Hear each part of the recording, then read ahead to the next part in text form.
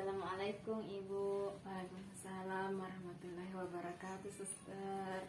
Bagaimana kabarnya hari ini Bu Pratiwi? Alhamdulillah, suster, baik. Baik. Ibu masih batuk? Iya, suster. Ya, kalau begitu Bu Di, sesuai dengan kontrak waktu tak kemarin, hari ini saya ingin melakukan tindakan yaitu batuk efektif. Nah, jadi Ibu harus tahu dulu apa itu batuk efektif. Nah, latihan batuk efektif ini Bu merupakan latihan untuk mengeluarkan lendir yang ada di saluran pernapasannya Ibu. Tujuannya itu yang pertama untuk membebaskan jalan nafasnya Ibu akibat penyumbatan lendir yang ada.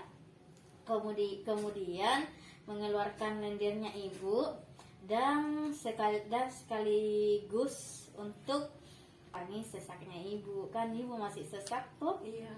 Iya, kalau begitu Bu, boleh Ibu atur posisinya ya. Begini, oke Bu.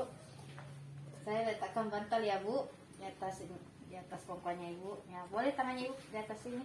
Ibu silakan tarik nafas melalui hidungnya Ibu dengan membusungkan dadanya Ibu ke depan. Kemudian keluarkan melalui mulutnya Ibu secara perlahan.